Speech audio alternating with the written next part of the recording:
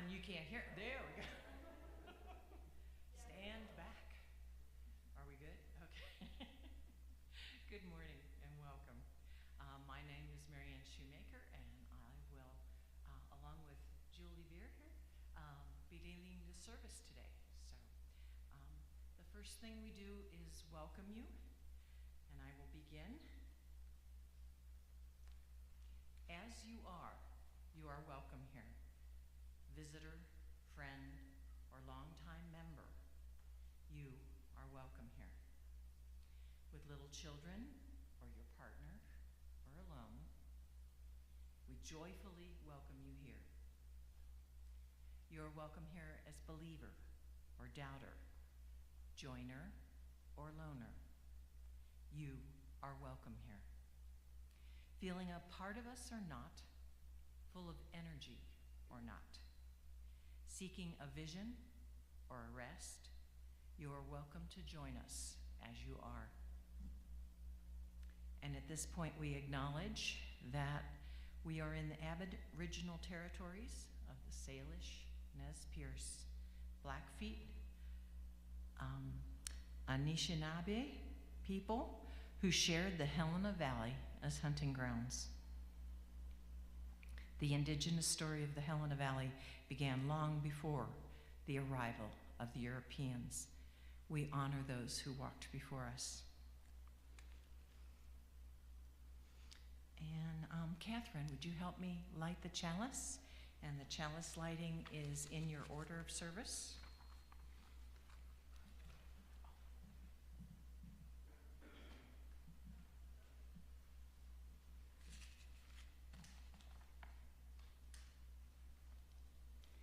At times, our own light goes out and is rekindled by a spark from another person.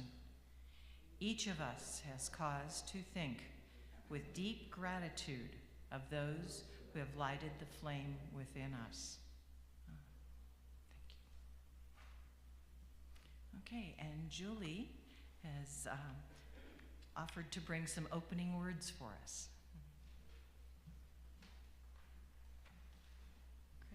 Thank you all for having me here. The opening words I want to bring are it's the translation of a Jewish prayer called the Shehachianu. And it's a prayer we say when something new and wonderful has happened. So I'm here representing the Montana Jewish Project today. We said this when we bought the building. We say this on the first night of Hanukkah, on the first night of holidays. And this translation that I love and thought you all might enjoy too is here on your bulletin as well. Let us bless the flow of life that revives us, sustains us, and brings us to this time. You can say amen or not. Thank you.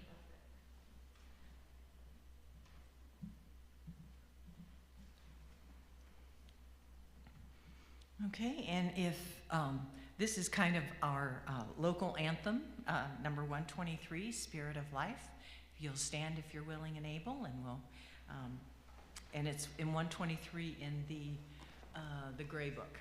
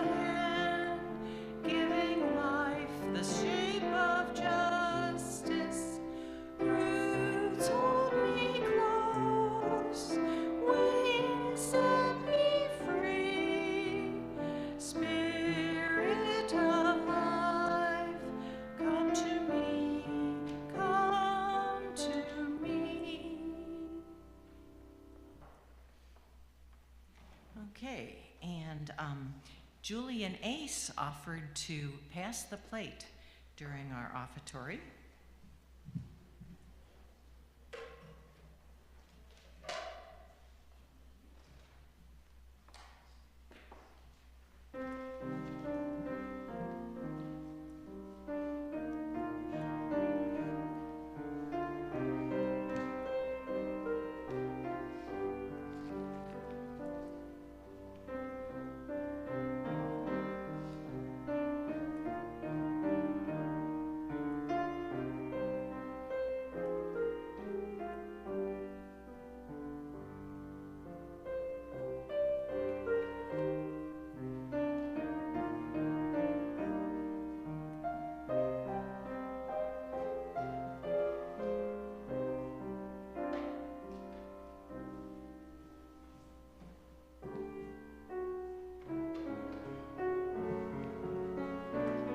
So I was supposed to say before that, thank you for all your gifts this day, for the gifts of action that make this community possible.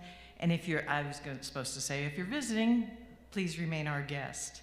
Your presence is a real gift to us. And then we are going to sing number 25. Thank you in the Open Your Heart songbook. Thank you for your loving hands.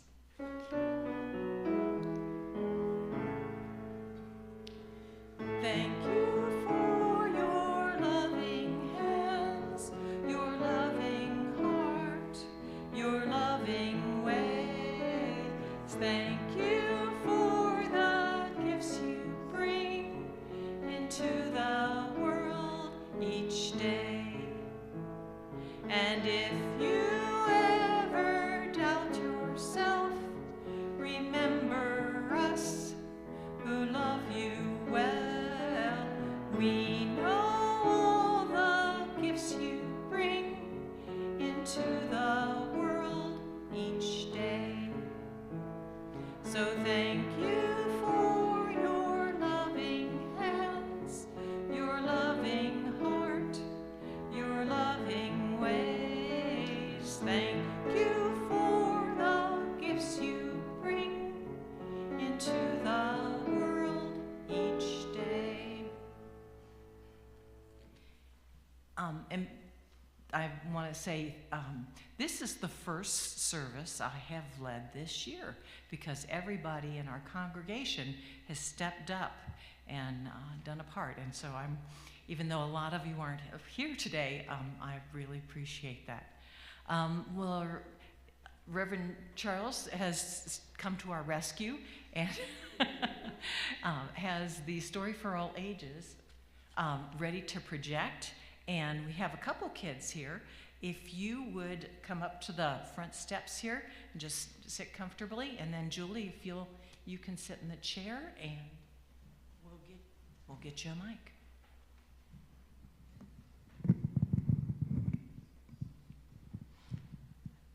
Kids don't want to come up, do you? Okay. Everyone, that's okay. I'm new, it's okay. It's for all ages. Yes, it is all ages. So, okay.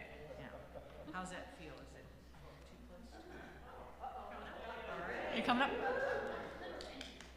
Okay. That's fine. Okay. If you just sit on the steps and get comfortable, and she'll sit in the chair. Okay. Okay. And are you ready, Reverend Charles? I can hold it for you. Oh, that's very nice of you. Let me get on the other side. So, okay. This feels a little bit better. Great. Okay. All right, so this is a book. If anyone wants to read it later, I'm going to drop it back off the library, and you can pick it up. So this is called Chick Chock Shabbat by Mara Rockcliffe and illustrated by Kirsten Brooker.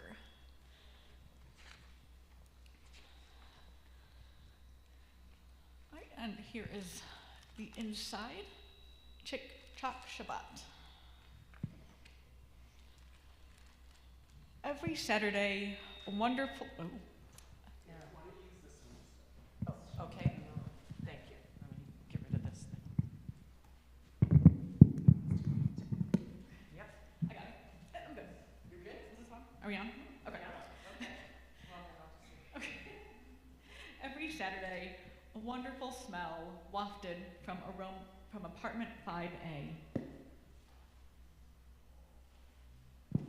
It curled into 4D, tickling Tommy Santiago's nose as he played his tuba. It slipped into 3C, tempting Senora Belagali as she bustled around, dusting her teapots.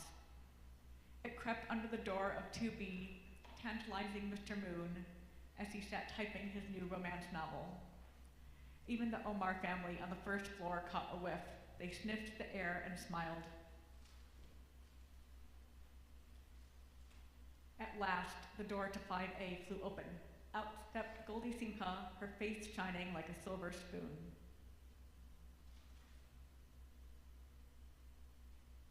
And the bottom of the other side. Come in, it's Cholent time. As her neighbors took their places at her table, Goldie ladled steaming stew into their bowls. While they ate, they argued about what made Goldie's cholent so delicious. Signora Belagali cried, "It's the tomatoes!" "Or the barley," offered Mr. Moon. Little Lolly Omar piped up, "The potatoes." And the Santiagos all agreed it had to be the beans.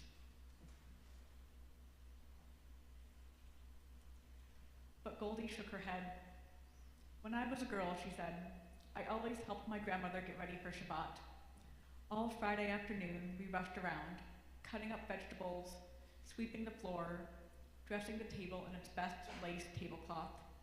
Busy, busy, hurry, hurry, do it right away, chick-chock. But when the sun went down, my grandma lit the candles, and Shabbat began." For one whole night and day, we put aside the things that kept us busy all week long. While the cholent bubbled slowly on the stove, we spent time in a special way together.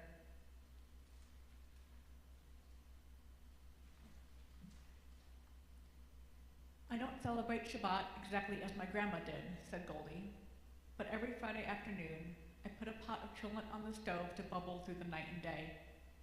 And when it's done at last, it has a special taste that isn't beans or barley or tomatoes or potatoes. For me, the taste of cholent is Shabbat." And all her neighbors raised their spoons and said, "Shabbat."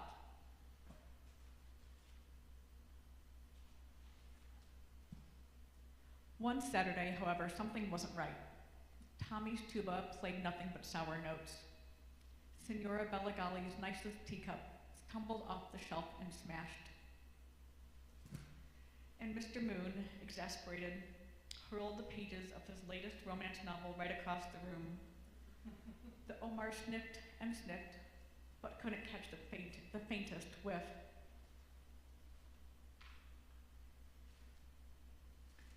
At last, little Lolly Omar climbed the stairs and knocked on Goldie's door. Goldie answered, her face buried in a tissue. "Friday afternoon, I felt too sick to get the cholent on the stove," she said and sniffled. "Now it's too late. You can't make cholent in a hurry, right away, chick-chock."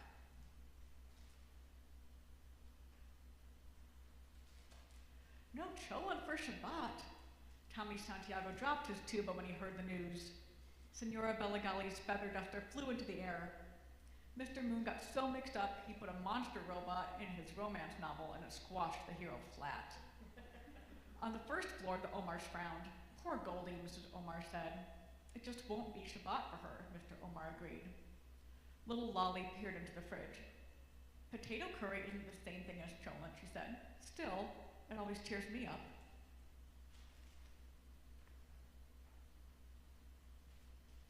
As the Omars climbed the stairs with their bowl of potato curry, Mr. Moon came out of 2B with the tray.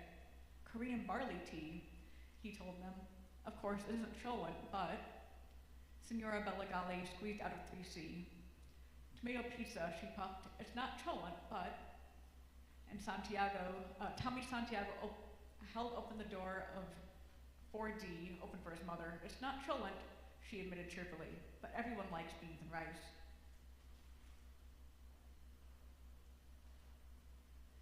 Goldie opened the door for them. She blew her nose, wiped her eyes, and smiled. "Come in, come in."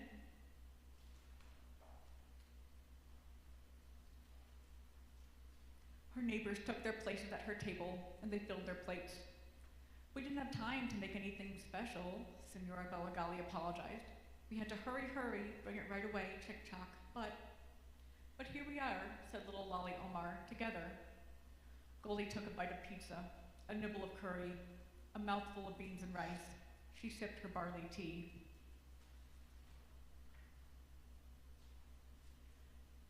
Then she looked around the table, her face shining like a silver spoon, and said, "I think it tastes exactly like Shabbat." And you probably can't read it, but here's the recipe for cholent. So I have the book if anyone wants to grab a picture of it. And that is Chick-chock Shabbat. Thank you for coming up.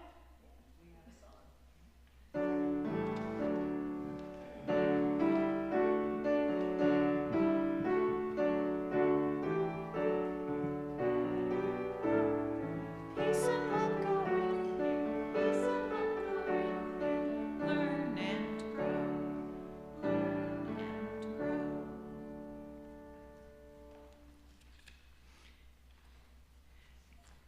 So, Julie, you're up next with some meditative words, and then we'll contemplate those. Okay?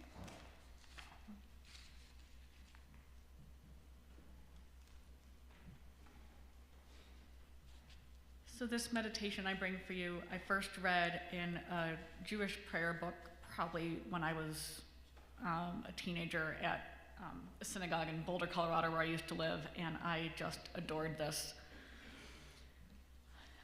The title, I think, maybe, according to the internet, is An Appendix to the Vision of Peace, and it's by an Israeli poet named Yehuda Amichai. Don't stop after beating the swords into plowshares. Don't stop. Go on beating and make musical instruments out of them. Whoever wants to make war again will have to turn them into plowshares first.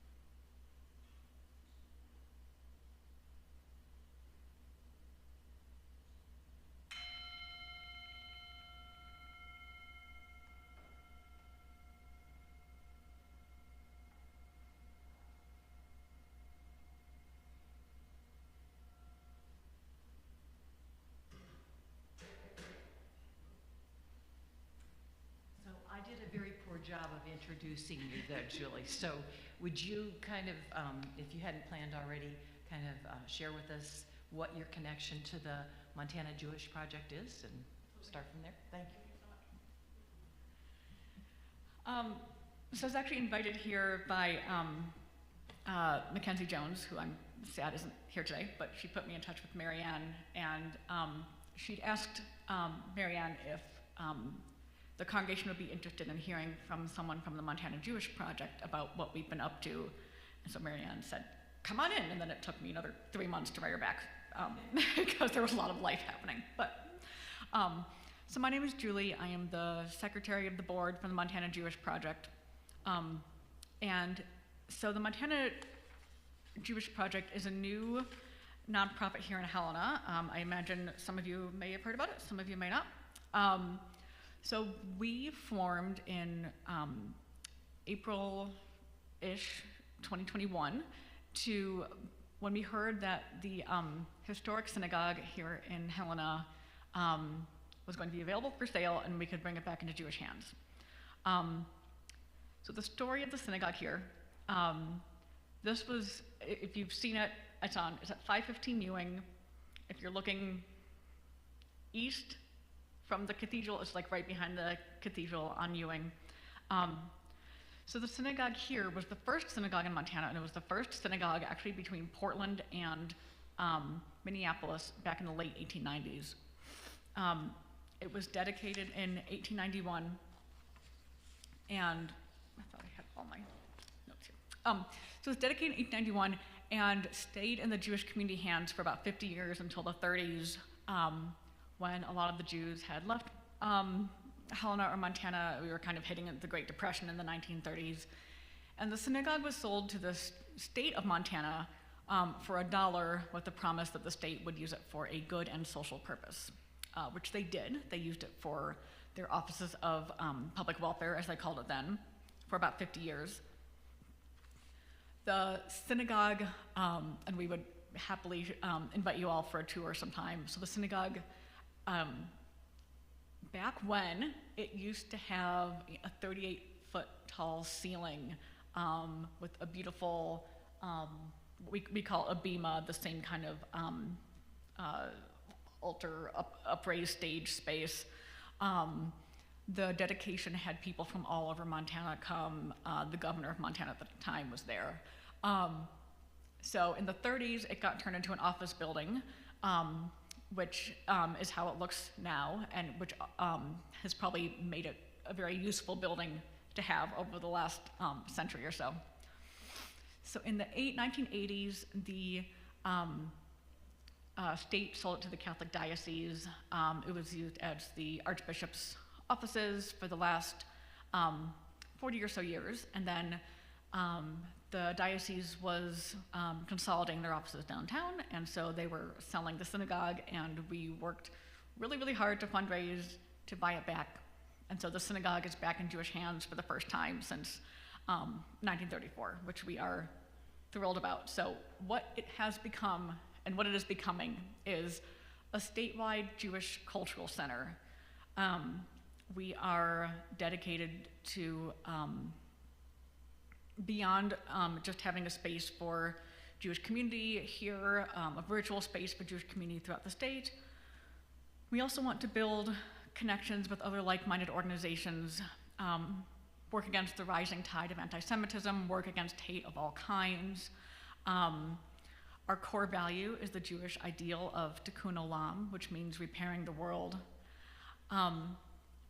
We have a budding library of children's books. We have a partnership with an organization that will be sending us lots more Jewish children's books.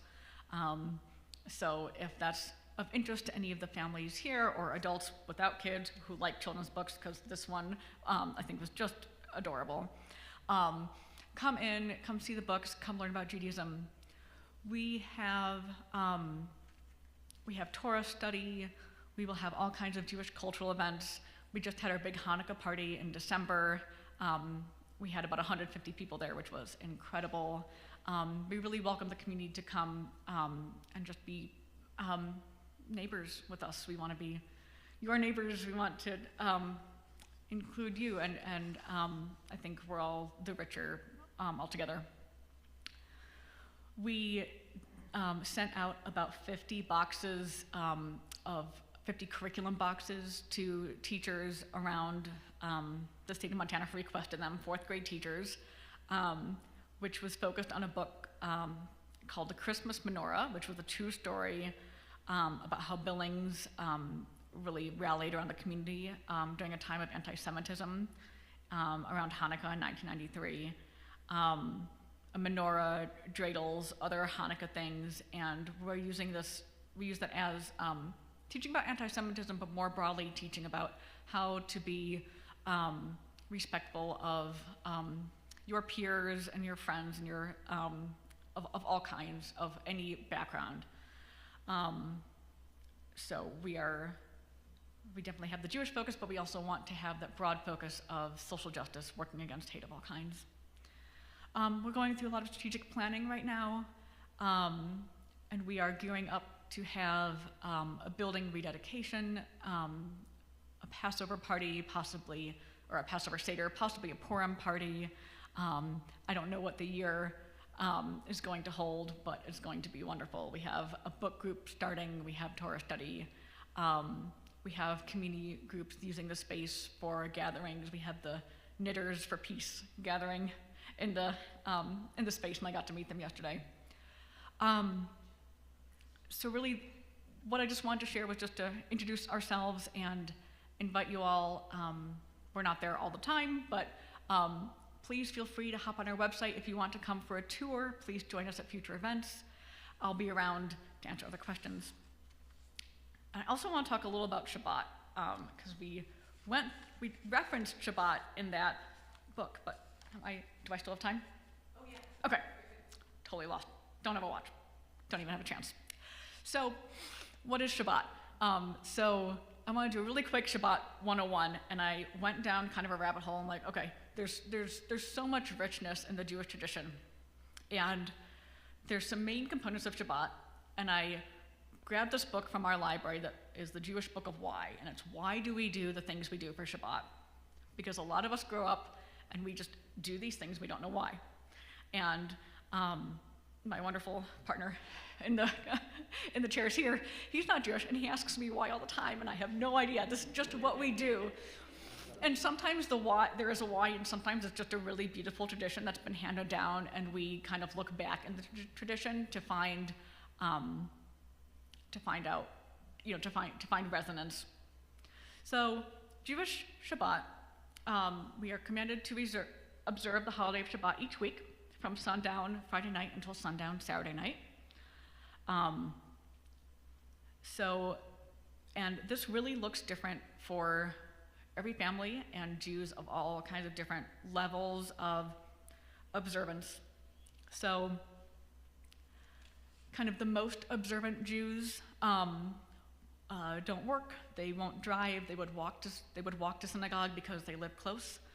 I think most of us here in Helena are really making it our own. And for me, Shabbat, for a day of rest, I try not to be on social media. I try not to do work. I do drive because I can't walk to the synagogue. And I really enjoy it as a day to visit with friends and be with friends and family. So traditionally, Friday night is the start of Shabbat. And I brought a little show and tell to show you what you would see on a traditional Shabbat. So you would start by lighting the Shabbat candles. If I come over here, can you all still hear me? Okay. So traditionally there's two. This is one of those why questions that we don't really know. I'm going to bring the mic because we've been told people who struggle with hearing thank you. would rather hear. Okay, great. You don't have, okay. What? Oh, do you need? Hold Oh, I got it. Good. I talk with my hand, so I'll just talk with the mic. I hope that's okay. So why two candles? So one reason might be, or one kind of significance piece. There's a belief that on Shabbat you have two souls, and this represents that. It might also be, so Shabbat is supposed to be this beautiful day of spiritual significance, day of rest. In the biblical times, people would have had candles all the time anyway, so maybe they only had one, and so a second candle is just more of that goodness. This candle holder is one I grew up with.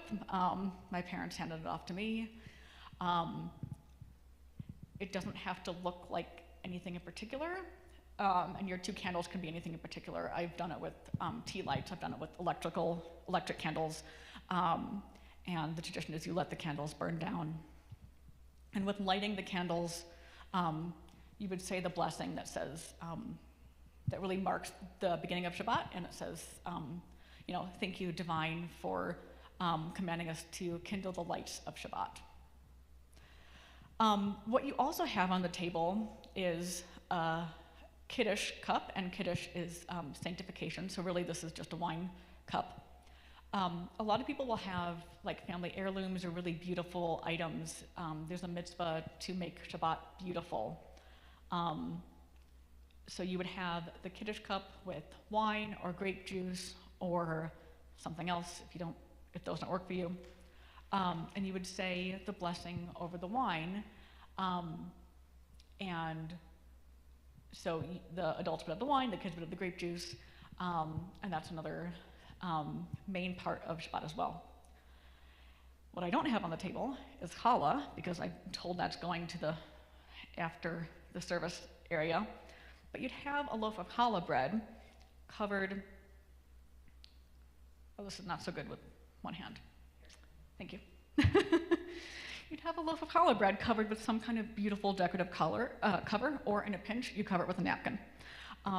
So this says in Hebrew, Shabbat and Yom Tov, which is Shabbat and holidays. So we would have, a loaf of bread, and you would have it covered, and it's the last piece of what you do for the Shabbat prayers. And one of the interpretations of why you cover it that I really like is because challah gets jealous that the other things get their prayers said first. So then you uncover the challah, you say the blessing, you eat the challah, you pass it all around. Challah bread, what I have brought for you today, one is challah rolls from Park Avenue because they were out of the full braided loaf, and a gluten-free option as well that I made. Challah can really be any bread. There's more tradition to it that I'll get into, but challah bread is what a lot of us are used to is this 3-strand braided loaf, which probably came from some Eastern European the tradition of braided bread. But really it's whatever you have on your table that's bread. Maybe it's your pizza crust. So with these things would be the heralding in of Shabbat. So this is Friday night. Most traditionally, it's 18 minutes before sundown. The internet is very helpful with that these days. And then it's Shabbat time. You would have a fancy meal, or you would have your ordered in pizza. And it's a time of rest and conversation. Maybe you go to synagogue the next morning, maybe you don't. Here in Helena, you might Zoom into Torah services or Shabbat services. Love the magic of Zoom. And so Shabbat is 25 hours. So it would go through Saturday evening. And you're not supposed to work on Shabbat. And there's a whole long list of what the rabbis have come up with as what counts as work. So you don't light a fire and you don't cook. And so cholent came about from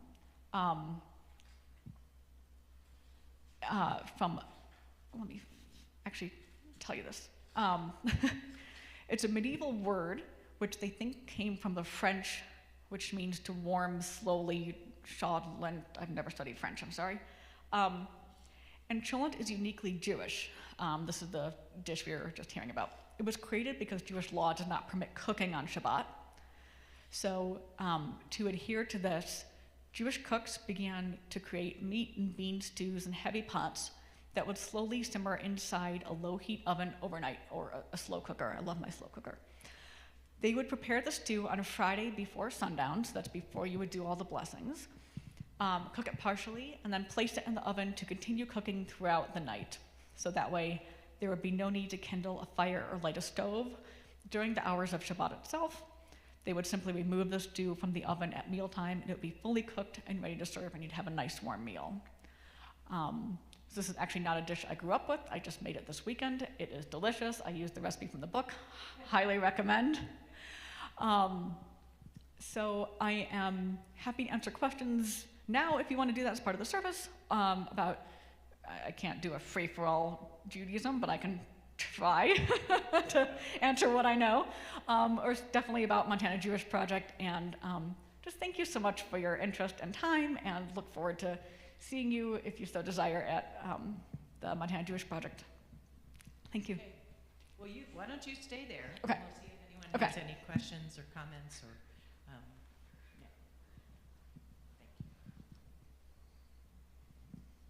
Thank you for being here. I'm Cass, and I'm very curious about what's going on over there. And I wonder, do you have Shabbat services?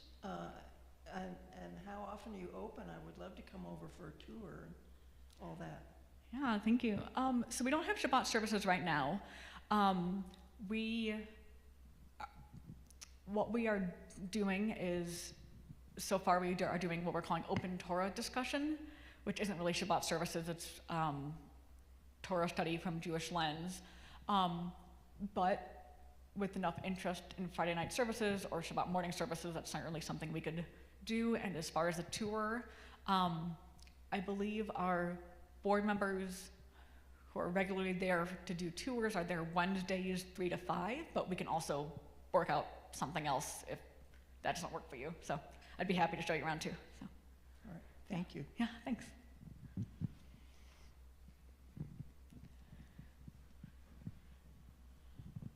Good morning. Thank you, Julie. That was such an amazing presentation. So it's really great to hear everything that the Montana Jewish Project is doing.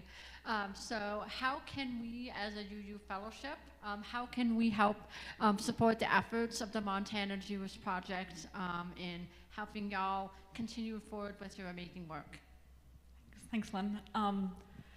Well, one way we are definitely looking for support is financially, which I understand is not easy for a lot of congregations. We are always looking for donations to keep the heat on to move forward in what we want to do with the building to run our programs.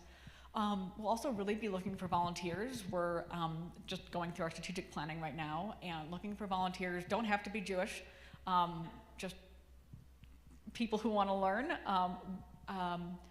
Looking for volunteers to help with events, fundraising, administrative things. I don't know what we'll be looking for in terms of springtime things. Eventually, there's dreams of gardens and things like that. Gosh, yeah, just about everything under the sun in terms of volunteering. And then come support us at events.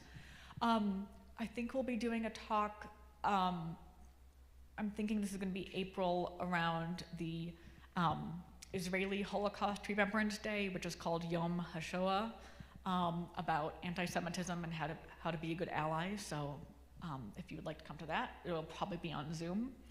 And just join us as you so desire. Thanks. Okay, thank you. Thank you for being here. I did have a couple of building questions, and the 2 times I've seen in the paper that there's a tour, I couldn't come. But one is, so the onion domes came down, and my understanding was the state took those down so there wouldn't be religious symbols on a state building, as opposed to them falling down during the 1935 earthquake. And also, since my understanding is kind of a labyrinth of office spaces now, will you build out like a central area for gatherings? Gosh, okay, so onion domes, not there. Everyone wants them there. I have rumors about what happened to them, but I'm not gonna start spreading rumors.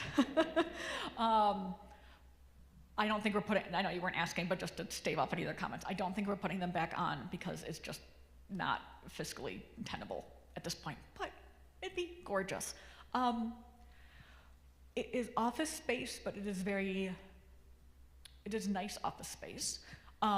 So right now what we have is we have 3 floors. There's a basement, main floor, kind of at ground level, and then the second floor. The basement was original to the building. The first floor would have been the full sanctuary, the 38-foot ceiling, and the second floor was what got built in the 30s. So the second floor we're using for MJP space and gathering right now.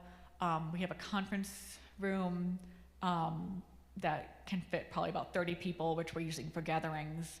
And we're gonna be renting out the basement and the first floor as office space.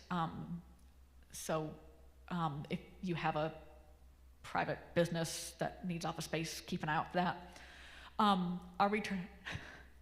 It'd be great to turn it into bigger space for community gatherings, because the 150 people at Hanukkah was, it took some human Tetrising. We ended up with the menorah lighting in the conference room and the menorah lighting on the first floor to accommodate all the people. So, yes, something like that. I don't know. We don't have specific plans yet, but we have definitely realized there's a need for bigger space in the building. I don't know what that's going to look like yet. Does that help? Okay. Not very specific, I'm sorry. Well, the future isn't always super clear. Yeah. Yeah. Anyone else? Yeah.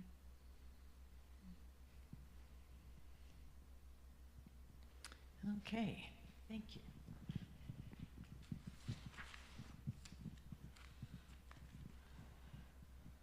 Great, thank you all again so much. Really appreciate it. Usually our congregation is a little more fleshed out. We might have to just have you come back. Okay, sounds good. Okay. At this point in the service, we'll have our closing hymn, and that is 1008 in the Singing the Journey. It's been a while since we sang this song, so Cheryl will play it through, and then I'll try and help canter through it too.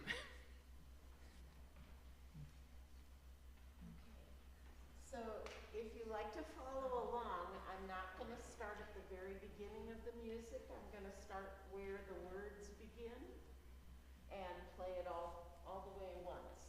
And that's where you'll join me.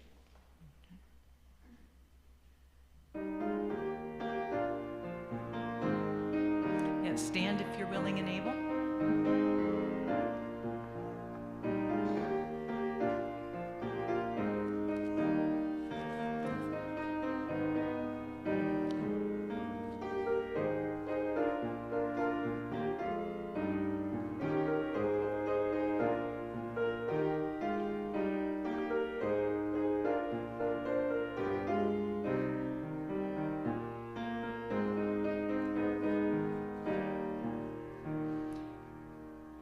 When our heart is in a holy place, when our heart is in a holy place, we are blessed with love and amazing grace.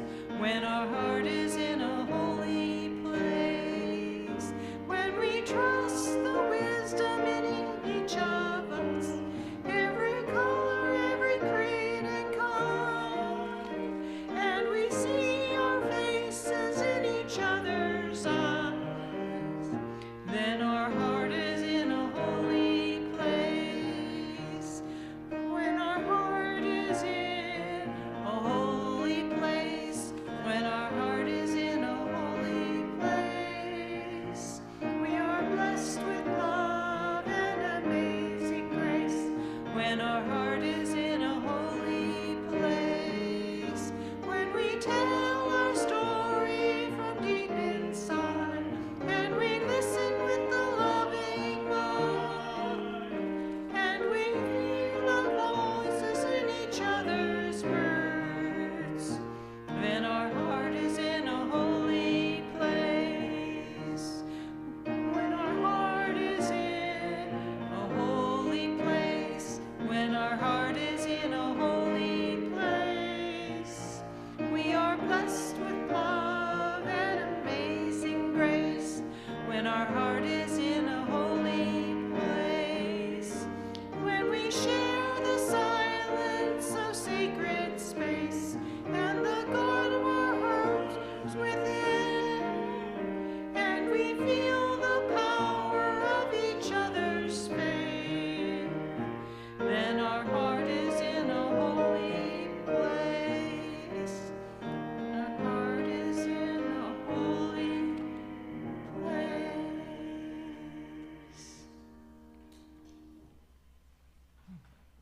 Thank you. Catherine, would you come up and help us extinguish the chalice? Everyone will join me with the words that we usually extinguish the chalice with. We extinguish this flame, but not the light of truth, the warmth of community, or the fire of commitment. These we carry in our hearts until we are together again. Thank you. Okay, so thank you. So most all the announcements go out. Oh, there's another one, Georgia? Okay. Do you want me to bring you the mic?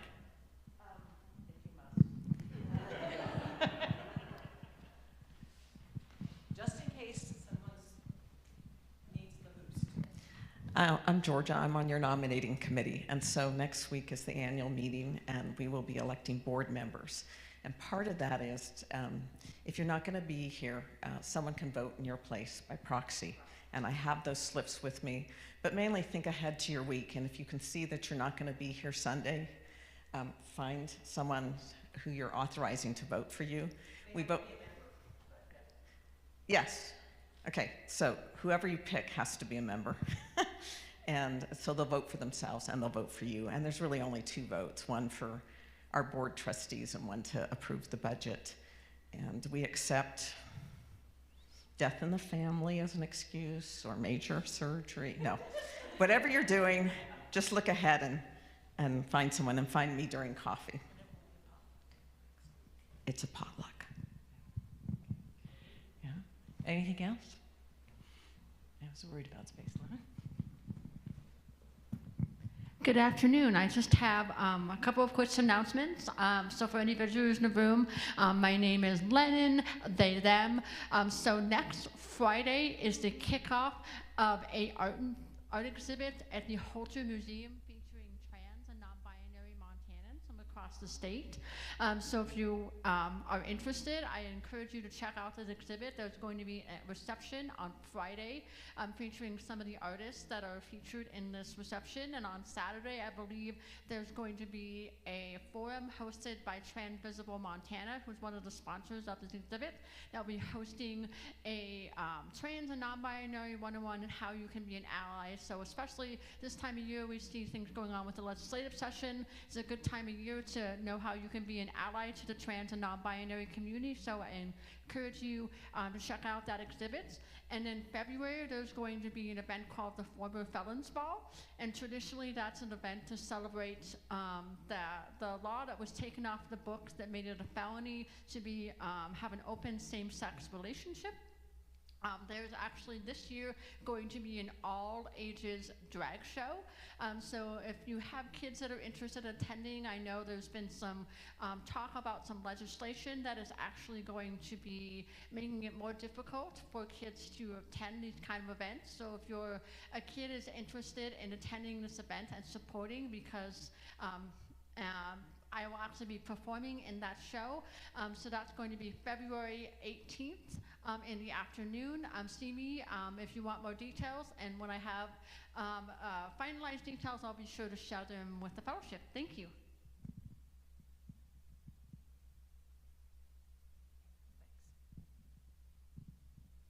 And kind of in a talking, generating thing, joys and concerns. I'm going to share one.